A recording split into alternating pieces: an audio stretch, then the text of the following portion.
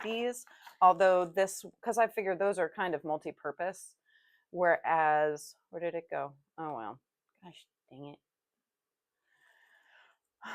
I'm an herbalist, not a tech person. Whereas this one, the Foundations for Healthy Skin, this is actually just a nutrient list that talks about the different nutrients required for your body to make healthy skin.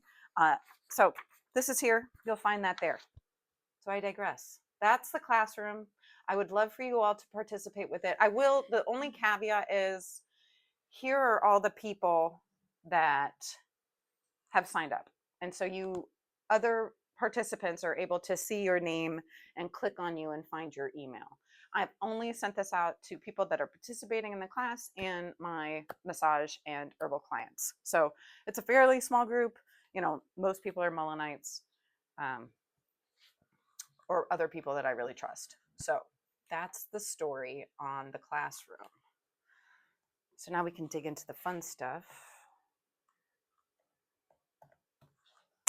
I was actually like I had a lot of hemming and hawing about teaching this class. I was like, I knew that this would be a topic that other people would find really intriguing, but I was having a lot of resistance to it. And it took me a long time to like sort it out. But one of the things, How come you were having resistance? Do you think? because let me tell you, I was having resistance to this topic because I only want to teach about what I know, right? And I want to be very authentic with teaching what I've had experience with and I've utilized. And the reality is my why what I don't want to do that. I just want to present the thing. Hold please. Hold please. I don't know why this is not working. Wait. It's coming. Oh, I'm getting hot.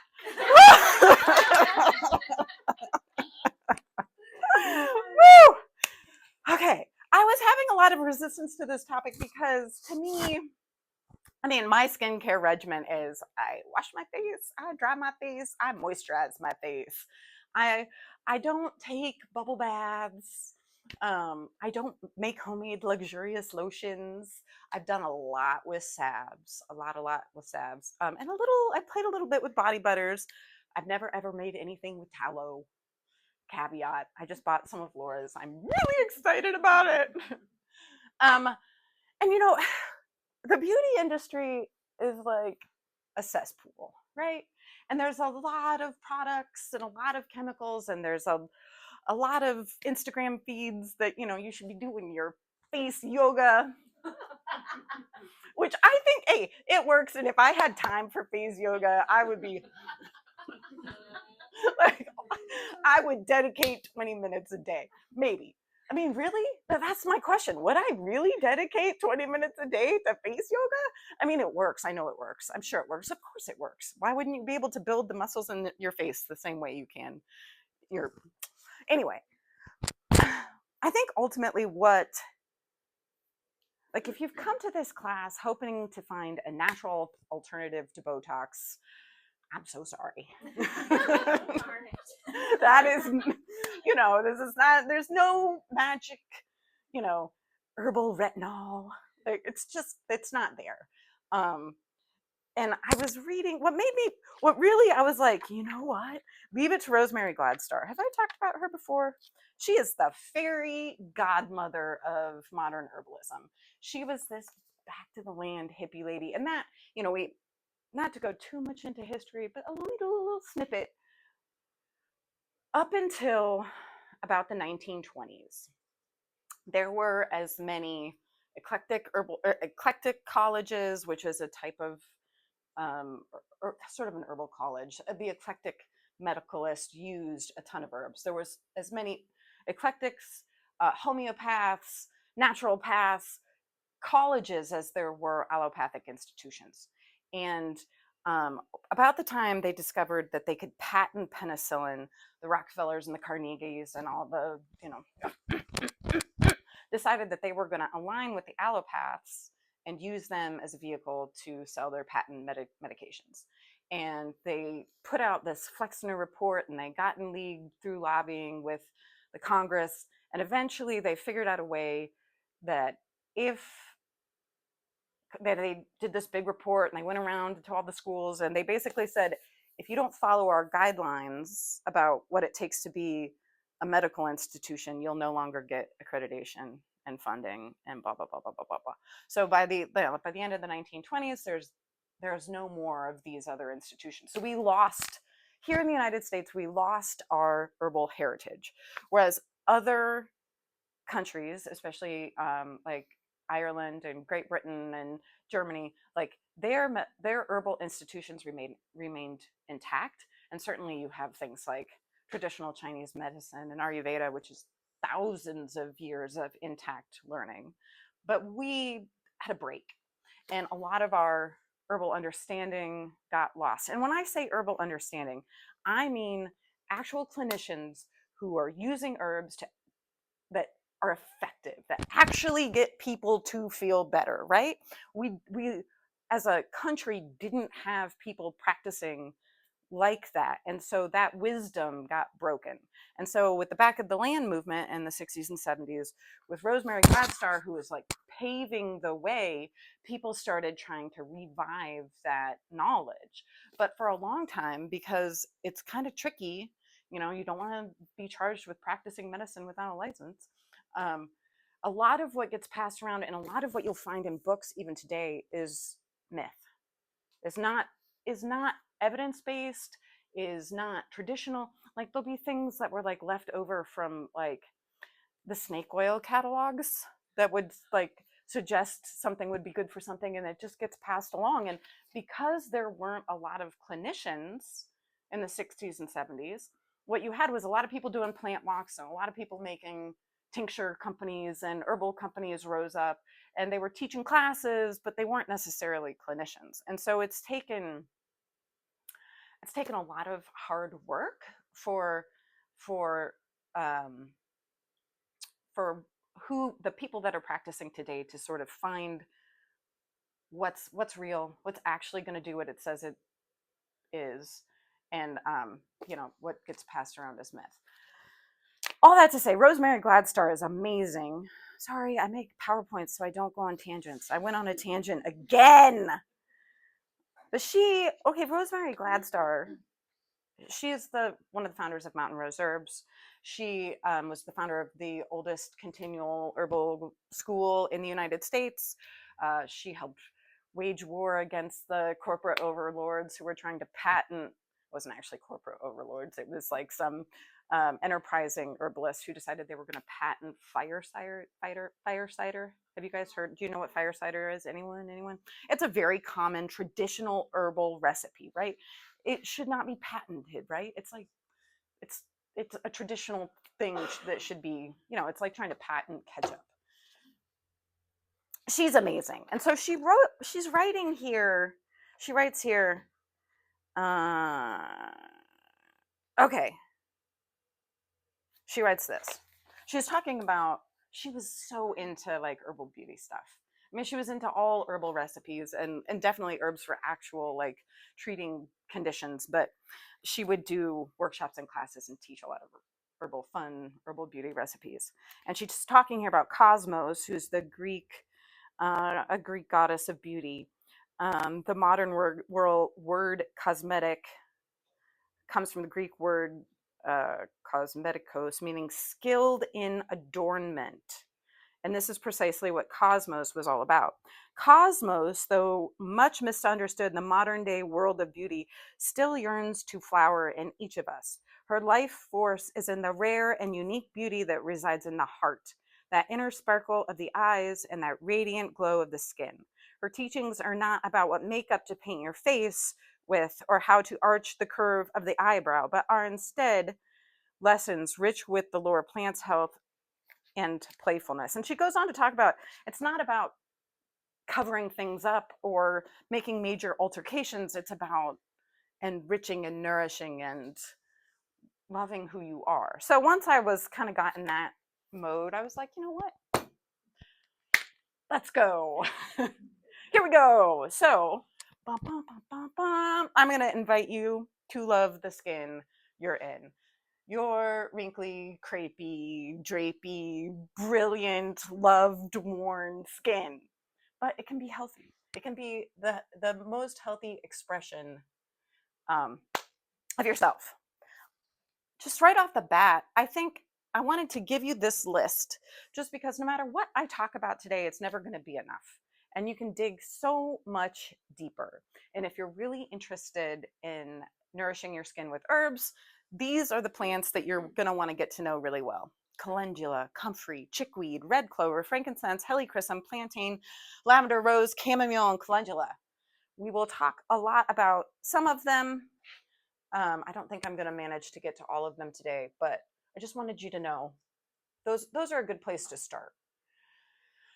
Comfrey is sort of, to me, one of the most quintessential herbs for skin and skin healing. It was the very, very first herb I ever used and the very, very first herb I ever bought.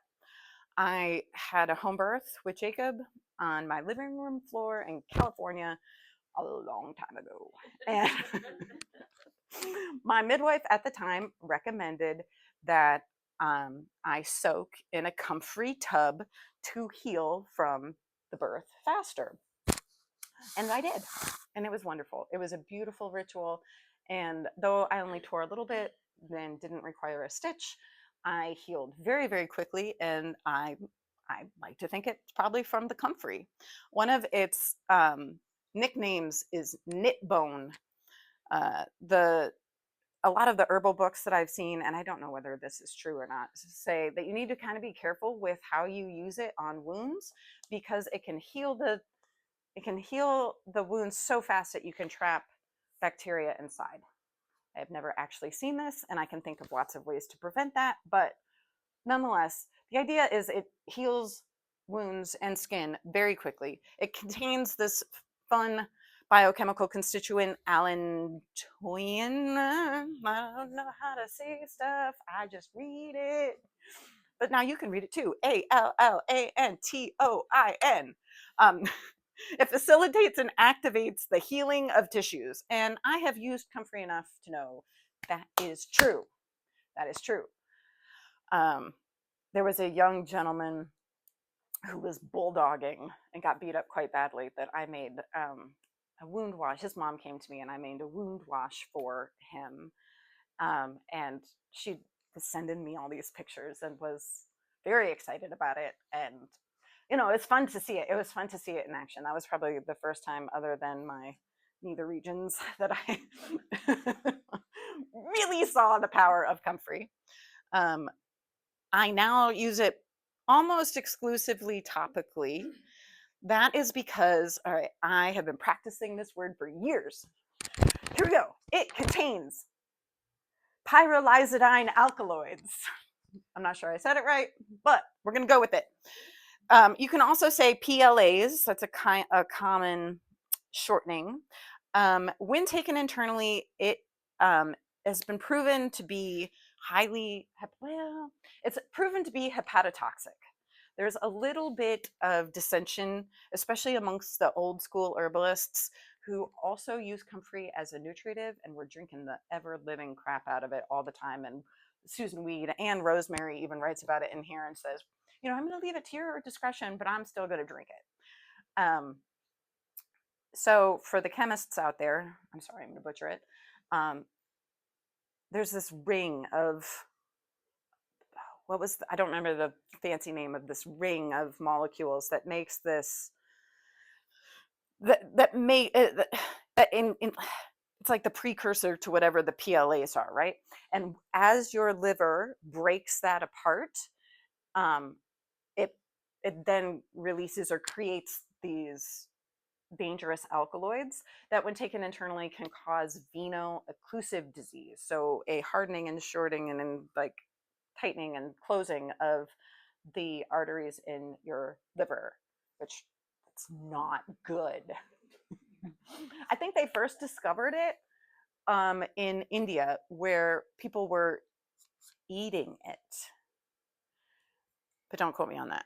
In any event, I have taken it internally. I've given it to people internally to help heal things quicker because it does help with healing from the inside, with the caveat of don't take this more than for 6 weeks, maybe not even 6 weeks at a time, maybe like 3 weeks, take a break, 3 weeks, and then like that's it for the year, right?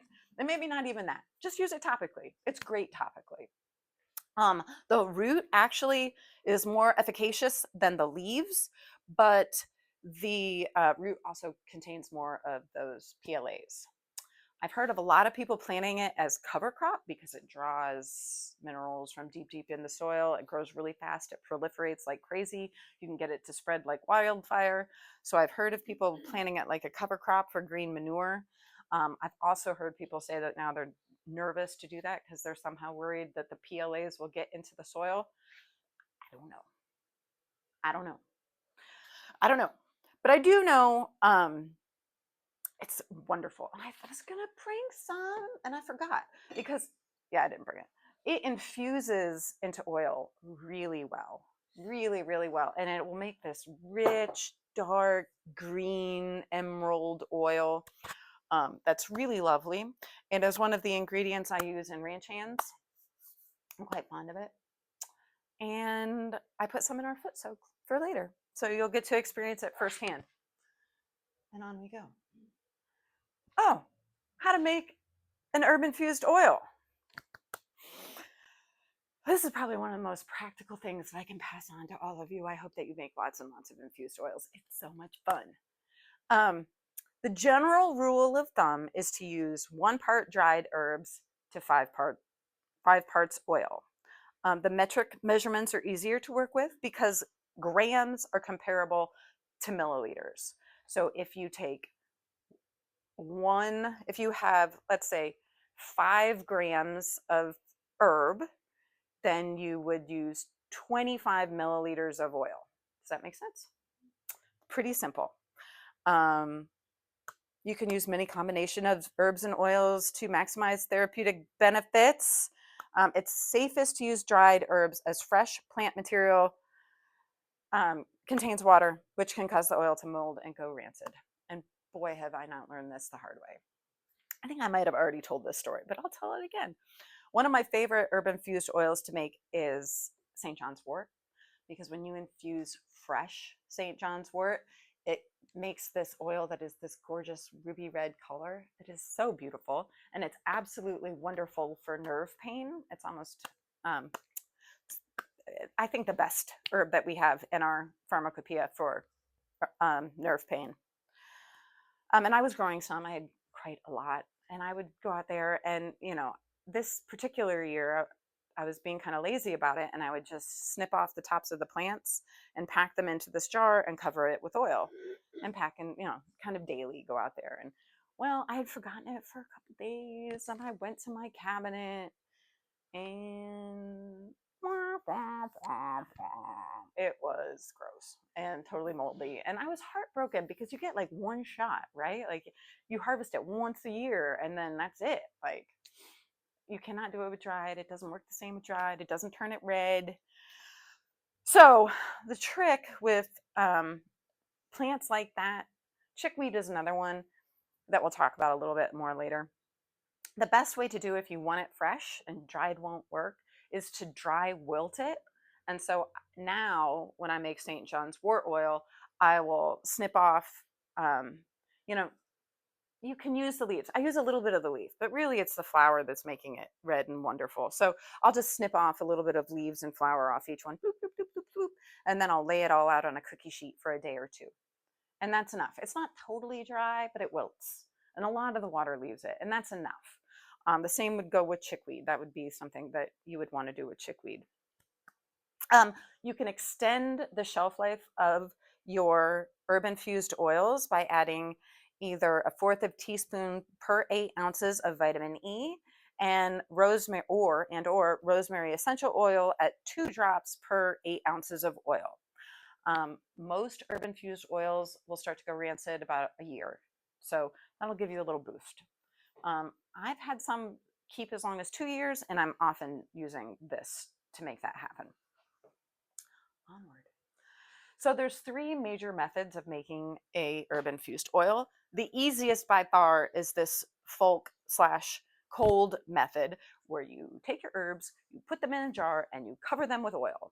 And then you shake them, let them sit, cool, dark place, 4 to 6 weeks, and then decant. I have here decant out herbal material using a strainer or cheesecloth. Press out as much as possible. Be kind to yourself. You're never, ever, ever going to get it all. You're going to want every last precious drop, but you're at some point just going to have to be like, I will stop squeezing you now.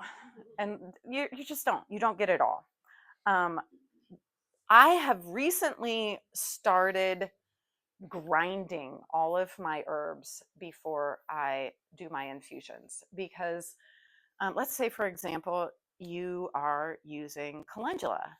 Calendula is this big, fat, fluffy flower that even when it's dried is pretty big. If you're trying to get the strength of 1 gram of herbs per every 5 grams of the 5 milliliters of oil, the only way you're going to fit that in a jar is if you grind it. The other benefit of grinding it is that you now, instead of having this big, fat, chunky whole flour, you have all these teeny little particulates. And the more oil can come in contact with the more particulates, the more biochemical constituents are going to leak into the fancy word is menstruum, whatever the heck it is that you're infusing herbs into, be it alcohol, water, or oil. In our case, oil.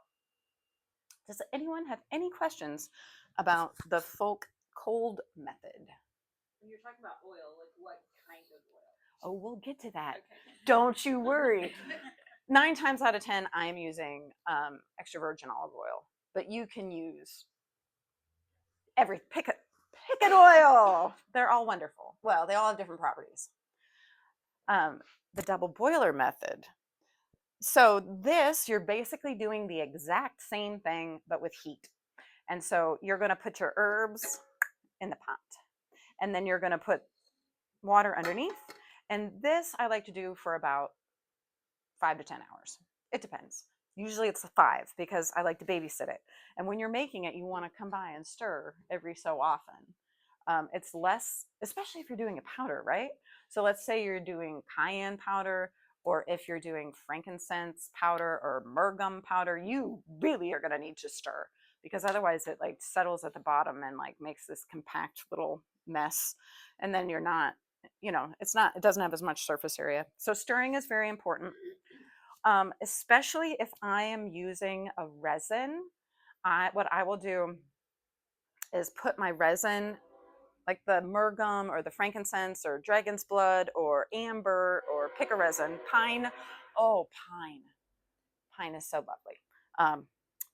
You grind your resin and then you put it in a jar and you kiss the jar goodbye, because afterwards you're going to throw it in the trash. There's no salvaging it. It's done. That's the end of it. And then you'll put that right into your water bath. And I like to have a chopstick also that you will be throwing away and letting it go. So it's a little bit more expensive to make resin infused oils, but oh, so worth it. Absolutely. They're delightful and fantastic. Another little trick with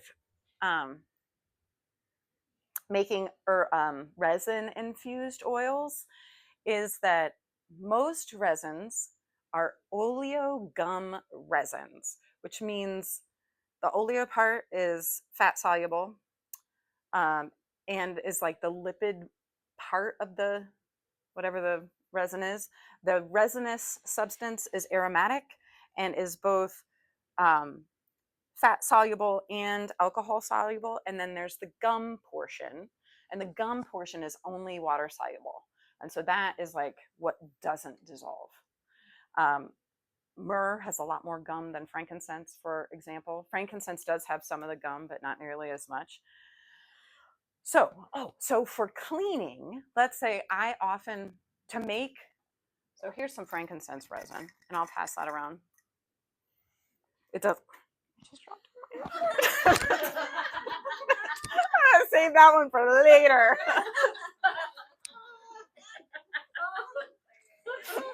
It's fine. It's totally fine.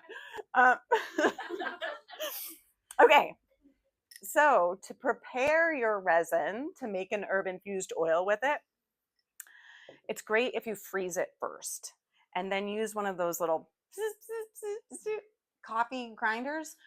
You don't need to throw it away, but you probably don't ever want to make coffee in it again. The trick to cleaning that stuff out is to use rubbing alcohol, not water. So you'd like fill it with rubbing alcohol, make sure you zip it with rubbing alcohol to get out whatever's around the gears. And then you can, some like I'll do it once, zip, zip, zip, and dump. Maybe a second time, zip, dump. Then sometimes I'll take a rag that's soaked in rubbing alcohol and like wipe anything out. Then you can wash it with soap. If you don't get everything out first, it will be sticky and disgusting. When you go to wash it with water, you'll be like, oh, it's so tacky, it's ruined. But a nice thing to do for to strain it is to get one of those metal coffee filters. Do you know what I'm talking about? The metal basket coffee filters. I always use a canning funnel. So I'll use my canning funnel on top of a jar, metal coffee basket, and then pour my frankincense or myrrh gum or whatever into there. And then another trick is, so you'll have all this powder, not powder, whatever. Yeah, well, powdered infused with oil, the stuff that you've strained out. That makes an well, Cornell makes a wicked gel with it, a wicked trauma potion with it that works magic. But I digress. You can use it to like exfoliate, which is nice. You don't want to wash it down your sink, but or just mostly exfoliate. But it's, all those properties are still in there with that oil. So it feels almost sacrilegious to throw away. So you can make like a compress with it. Okay. Yeah, that. I'm trying to think if there's anything else you need to know about that. So again, I put the powder. Once I powdered it, I put the powder in the jar, put the jar in the water, stir with a chopstick. When you're using this double boiler method, the trick is to not get the mixture above 150 degrees. The reason is not that it will denurture it or anything, but it will not keep as long and it is more likely to go rancid faster the higher that you have heated it. So 150 is good. Candy thermometer works until you get the feel of it. Once you got the feel of it, you're like, you do it low and slow. But this is actually fairly simple. You just have to be present. And then this is a little trickier. This is the intermediate solvent method. I have played with this some. I don't do this very much. You measure the amount of plant material and add whatever that weight is. So it's in grams. Let's say you have 50 grams. You add 75% of that weight and 95% alcohol. I would need a calculator. I'm sorry. But obviously it's less, right? It's going to be less than whatever the weight originally was. And then you let it sit for 24 hours. You shake it up, shake, shake, shake. It doesn't totally get wet. It gets, it's not saturated. It's just damp, right? All that plant material gets damp with alcohol. And then what's happening is alkaloids, resins, all these things that are alcohol soluble, but maybe not as much oil soluble, will start leaching into that alcohol. And so then you do the same thing with oil like you always would, and then do the double boiler method. And so as you stir throughout the day, all of that alcohol is going to evaporate out. So that's a little more tricky. Again, I haven't played with it too much. I did go on this kick where I was trying to infuse either stevia or licorice to make a sweet oil. And I first did both with the cold method, didn't work. Did both with the double boiler method. Did both with the intermediate solvent method. I never did get a sweet oil. But what was really interesting with the stevia was that the double boiler method yielded a very, very, very almost white, clear oil, pale oil. That I was doing it in coconut oil. That's why it was white. I did it in coconut oil. Then when I did the stevia with the alcohol solvent method, it was green. It was totally green. So you're getting a different spectrum of biochemical constituents that way. So let's talk about chamomile. Chamomile is an herb that I use a lot to make herb infused oils. I will make it with the double boiler method, and I will make it with the cold. It works great with the cold infusion method. You know, pour the water over, stick it on your cabinet, forget it. Well, let me mention one other thing before we move on from process. Nowadays, thanks to the marijuana revolution, for better or worse, they make machines where you can just dump your herb in, dump your oil in. It has a little blender and it heats it. And you can set the temperature and set the time and walk away. Mine is a magic butter machine and I love it. Love it, love it, love it, love it. It's super easy. So if you're fine, if you like get into urban infusing oils, they're cheap. You're talking $150 and then you don't have to babysit and you're getting the heat extraction method. And mine, I can set it for 130 degrees. So that's beautiful. And I find I'm getting a lot more potent oils. And this one's calendula. Can you see how beautifully golden it is? That's wonderful. This one is myrrh. You can see a little bit of the cloudiness. Does it smell like myrrh? This wasn't a very strong. You can pass that around. That's what myrrh infused oil smells like. So, chamomile. Chamomile does the same externally as it does internally. It is very, very, very anti-inflammatory. It's anti-spasmodic. It's gentle. It's safe. You can use it on your babies. I find that it works well with other, like in a blend. So you have your one herb that's maybe really wound healing, and you have one that's really moistening, and then you have one like chamomile that's anti-inflammatory, and then you get a whole bunch of goodness all at once. So I tend to mix chamomile a lot when I'm using it in skin preparations. But it's easy to work with, it's cheap, and you should do it. The one of the biochemical constituents that they have linked up with the anti-inflammatory properties is this chamazoline. And if you're familiar with blue tansy is in the same family as chamomile. It's also wildly anti-inflammatory. I use that a lot in my muscle salves. That one has azulene in it, which is similar but different, and is a gorgeous blue color. And so then it'll make your preparations blue, or depending on what color the oil is, a lot of times it'll make them green. But that one's fun. Use it. Herbal facial steams. And so now we're going to talk about some fun things you can actually do with these plants to nourish your skin. And I'm specifically going to do them in order of cleansing, cleaning and moisturizing, because you could totally make a whole ritual out of this, right? The facial steam, I guess one of the main purposes is that all that heat is going to like open up all your pores and all of those, especially it's the volatile oils, right? So it's the oils in the plant, or like the essential oils essentially in the plant that are being released by the steam, coming in contact with your pores and giving you lovely radiant skin.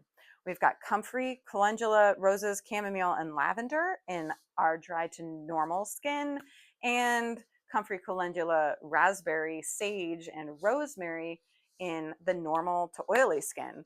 And you'll notice in that oily skin one,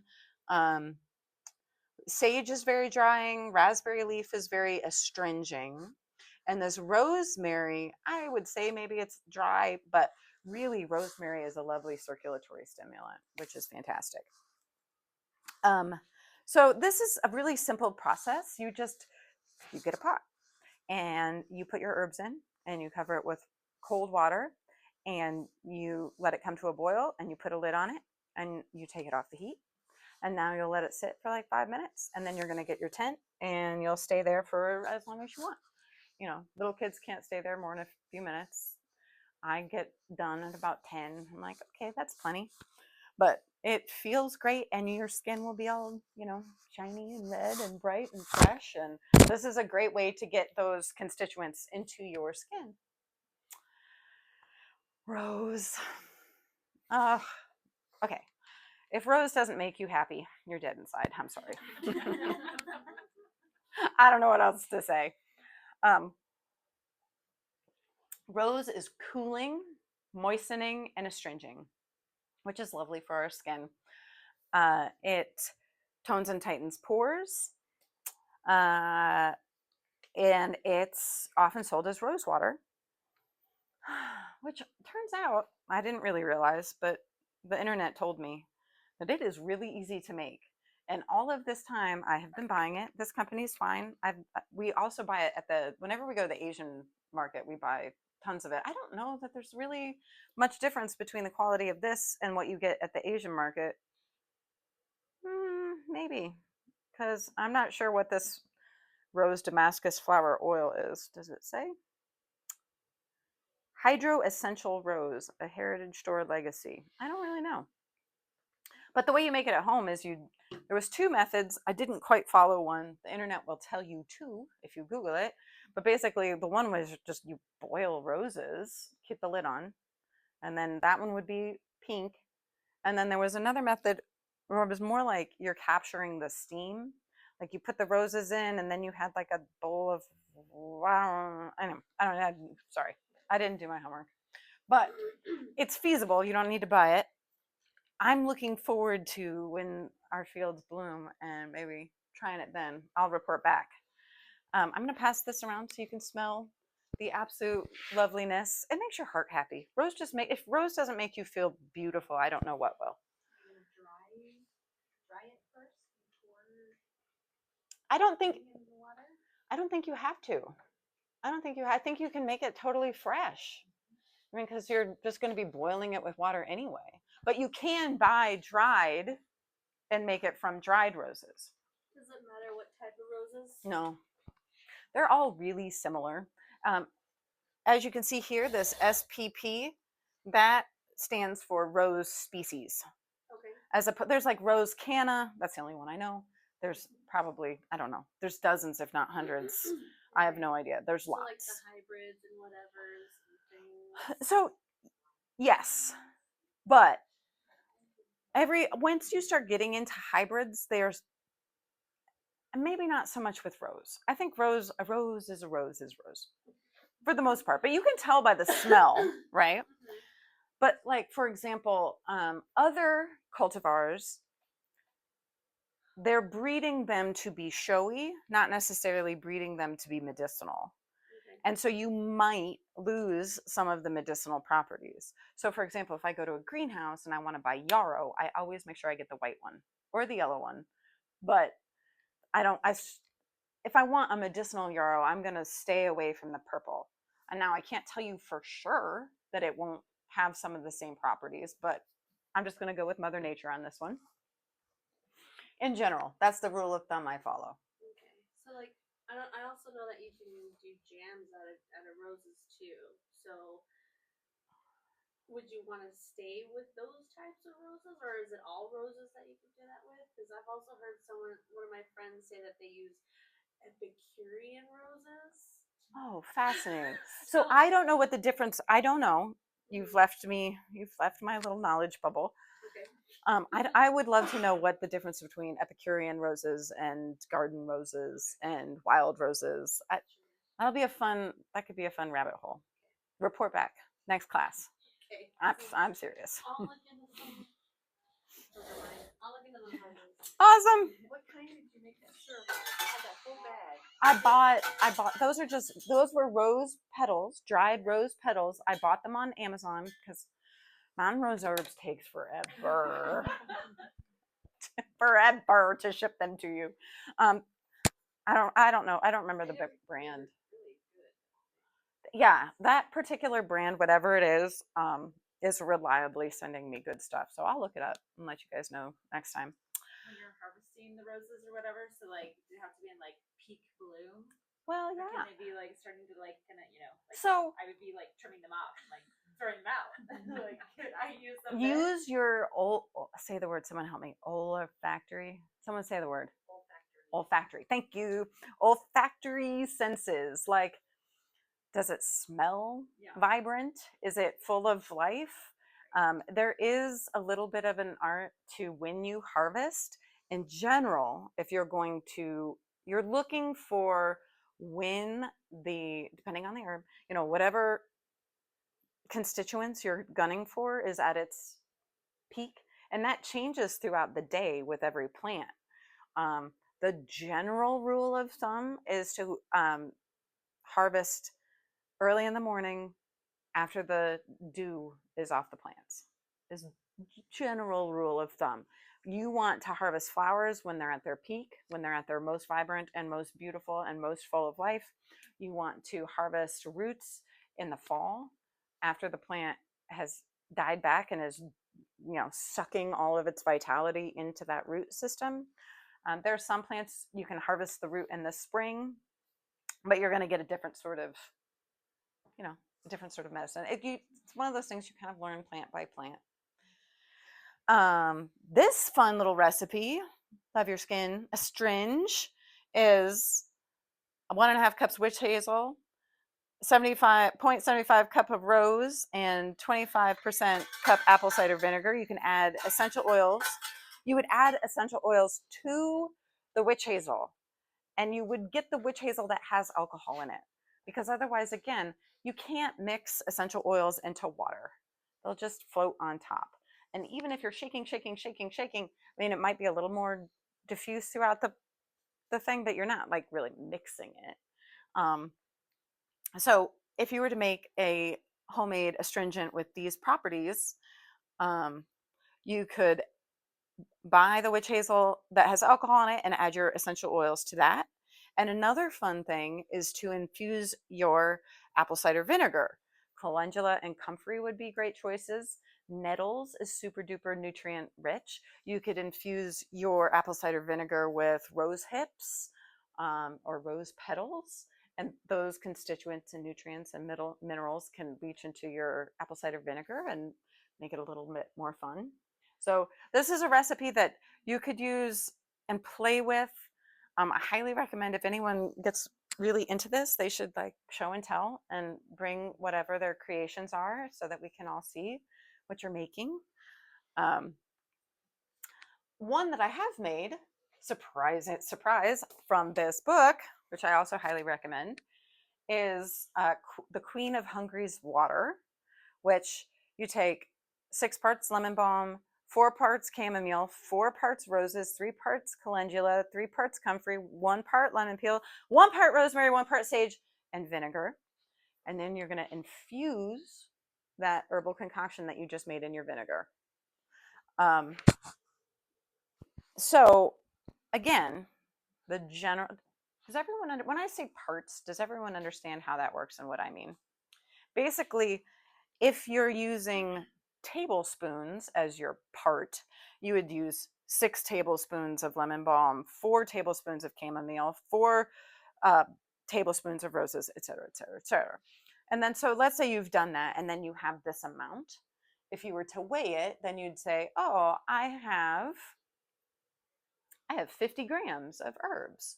And then that 1 in 5, 1 in 5, 1 in 5, that ratio, we're going to use that ratio over and over and over again, whether we are infusing in, whether we're making a tea, whether we're making a tincture, whether we're making an infused oil, whether we're making a glycerate. It's a great herbal rule of thumb to sort of tuck away. So let's say you have, and in truth, you can just eyeball this. Let's say you've used teaspoons. Let's say you've used teaspoons as parts. You've put them in a jar, just dump vinegar over it. Glug, glug, glug, glug, glug. Just until it's, completely covered everything. That's going to work great for this purpose. This is an art. This is not a science. There's no quizzes. So you let that mix sit with, the herbs and the vinegar 2 to 3 weeks, shake daily, put some love into it, strain it all out. I would do 1 cup of your vinegar with 1 cup of the rose water or witch hazel. And again, if you want to use essential oils, do it in with the witch hazel. I have made this. it was lovely. It was astringent and gentle, and I mean, I guess it made my face look good, but it really smelled like vinegar. That was my takeaway. I was like, ooh, vinegar on the face. But if you think about it, at the time I was dealing with a lot of acne, and one of our most antimicrobial, antibacterial agents, period, end of story, is apple cider vinegar. That raw apple cider vinegar with the mother. That is some good, amazing stuff. Um, I've heard of people that being the only thing that can combat the bacteria, the flesh-eating bacteria causing bed sores. Apple cider vinegar is highly effective for that. So, from a standpoint of wanting to deal with your acne and you're wanting to kill off that bacteria on your face that causes acne, I would highly recommend giving this a whirl. That would be a good one. All right. So, um, we've gone a little bit out of order. We've steamed our face. Oh, I totally did it out of order. Sorry. Okay. Has anyone heard of the oil cleansing method for your face? So, the basic gist of it is that we use these really harsh soaps and water on our face to clean them, and it's drying and it's damaging to our skin. A healthy alternative, potentially, is to try this herbal oil cleansing method, wherein you infuse herbs in with a base oil, and then you literally wash, like, it's a treatment. It's probably not something you're doing twice a day. It may be something that you are doing maybe daily if you're really committed, or maybe, every couple days. Um, I have done it a couple times. At the time I was trying it, I had really acne prone skin, and I didn't feel like it worked really well for me. Now that I'm 46 and that is no longer the case, and my skin seems to just suck oil up like crazy, I think I could get away with it, and I think it would be amazing. I I do purchase I do purchase an oil-based cleanser that from the World Wide Web. And that one you put on dry, right? So you don't want water on your face when you do this. You want to have a dry face. And then you're going to take like a warm, wrung out, hot washcloth and like set it over your face and let that steam and the heat saturate into you. And then, because like dissolves like, all of the excess oil and dirt on your face, you can wipe it off with that rag. And you may find after doing something like this that you don't need to moisturize. It's very, very moisturizing. However, one of the reasons I would suggest you do moisturize is because your skin needs water and oil to be healthy.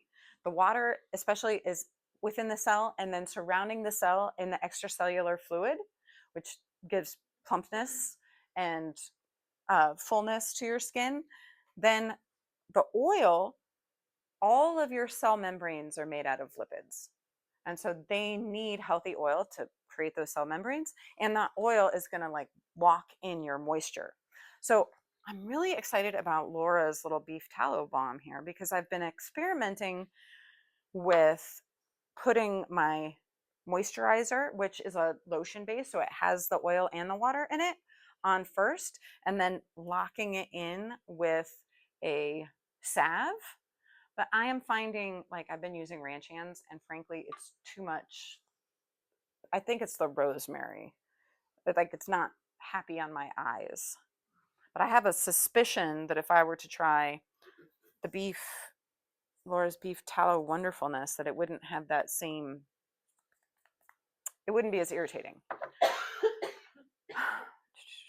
Oh, you might ask, as we move into the different oils, what's the deal with the tallow? Well, I don't know. I haven't done a ton of research, but just common sense, the structure of the animal fats is going to be a lot closer to your skin than the structure of these plant-based oils. I mean, I feel like that's a given. I can get behind that real easy. I don't need a lot of convincing to be like, yes. I did one time make a body butter with lard, and it was amazing. That real clean, white, not very smelly lard. And to it, I mixed cocoa butter. And then I infused a bunch of oils in it and added a bunch of essential oils. But cocoa butter, if you've ever smelt it or used it, it is strong. That it's hard to beat out the smell of cocoa butter. And so the cocoa butter overrode the lard really nicely. So you will find all of these in the classroom. I just cut and pasted this stuff here. So to Jerry's question, what herbs should I use? Or what oils should I use? Essentially, you can think about these oils, all of these oils, in two categories. We have soft oils that are liquid at room temperature and hard oils that are solid at room temperature. Coconut oil being kind of in the middle, depending on how hot it is outside. Coconut oil in the summer left on your counter is possibly liquid if you don't have air conditioning. I will let you go through all these on your own. I have them here listed from lightest to heaviest. So what makes an oil light is how small the molecules are. And the smaller the molecules, the more easily they pass through our lipid membranes and into our cells, is my understanding. That's what I understand. And so like down here, avocado oil, they talk about avocado oil is really only good for mature skin because it's really thick. It doesn't absorb very well. Versus someone with acne prone skin, I would probably be moving them towards the grapeseed oil because that's very light. It'll absorb very quickly. It works lovely. So these are all here. I have listed grapeseed, almond oil. You do have to be careful with people who have nut allergies and almond oil. So like I never use almond oil in my massage room just in case. The same with sesame oil, although that's less common to be reactive with people. Jojoba oil is fantastic. I do want to mention with jojoba oil, it's not really an oil, it's a wax. And that wax is a lot like the sebum of your skin. And all of these oils will go rancid in about a year, except for jojoba oil. Jojoba oil, because it's a wax and not an oil, it has a much longer shelf life and is much more stable. So if I'm making those little essential oil roller balls, I always use jojoba. You can also use fractionated coconut oil. I tend not to just because it's just a little bit less natural. Like whatever they're doing to it, I'm not sure I understand the chemical process by which they make it so that it will always be liquid, but I just I don't feel the need to go there, so I don't. But know that this is there for you. There we are. Okay, I just made this for this class for the first time. It's super fun. It was really fun. I was really excited. So this again from Rosemary Gladstar, Herbal Recipes for Vibrant Health. This is Miracle Grains. This is a cleansing powder, basically. You can see the ingredients here. 2 cups of white clay. Clay is drawing and it's going to be sort of astringing and tightening to your pores. I used 1/4 of a cup of just almond flour from the grocery store. I used, again, my little coffee, and I used an 1/8 a cup of lavender and an 1/8 cup of roses. And then she doesn't add essential oils, but I added 6 drops of each of those and whisked it together. I'm going to pass it around so you can smell it. So this is dry. And you can use it dry. What you would do is you'd put like a little teaspoon in your hand and then just mix some water in it and then like rub it all over your face. Oats. I did put oats in here. My first, I zipped 1/2 cup at a time. And I think my first half, I zipped too finely. And my second half, I zipped a little too coarsely after using it. So like yesterday when I was washing my face with this stuff, I had like oatmeal all over my face. But I let it set for a while. And I will tell you, I was really excited about this because it absolutely positively shrunk my plate-sized pores. And I felt all soft and rejuvenated after the application. I washed it off with water. I was super happy with it. I might really give up the other face wash that I have been using literally since Jacob was a baby. So Just saying, this is great. And it was, it's fairly inexpensive to make a ton of it. So then what Rosemary recommends is to moisten it. And she recommended moistening it with either and or rose water and honey.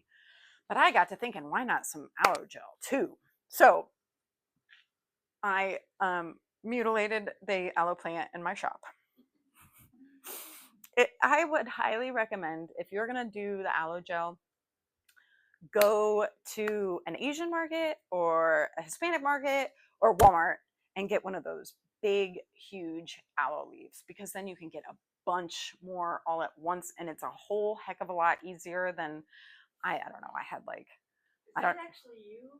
Is it pictures of you taking that out in your sheet? Yeah. Yeah. Actually, it was Cornell, I think, scooping it. Oh. The aloe. Wow, that's huge. Yeah, we'll get to there. We'll talk a little more about aloe. But so what I did was I cut open the leaves and then I scooped out the gel. I think I had somewhere between 5 and 6 of those little, they were like little guys, right? And then it didn't yield that much. The little ones and it was finicky and difficult to mess with, but I would say I probably got a quarter cup of the aloe gel, and then I smoosh some honey in, and I don't remember how much rose water. I will let you guys play with this when we do our foot soaks. Is it really 7 o'clock? Okay, stop right now. We're gonna skip herbal sunburn salute. Well, we can go back to this. Oh, look, here's scooping aloe.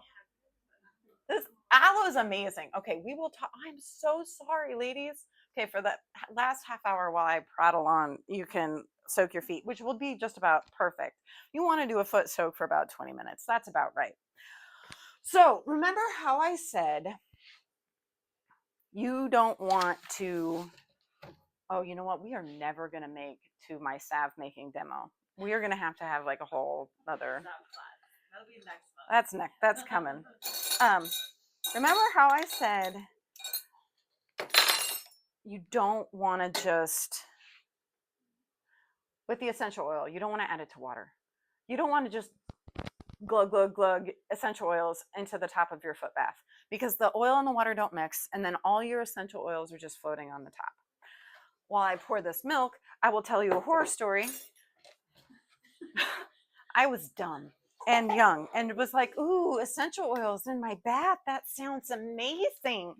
And, I was like, what should I use? And I'm, smelling all my I was like 29, smelling all my recently purchased now essential oils from Whole Foods. And I got to the lemongrass and I was like, lemongrass. And I went to my bath and I dump it. And I got in and I'm sitting there and all of a sudden I'm like, it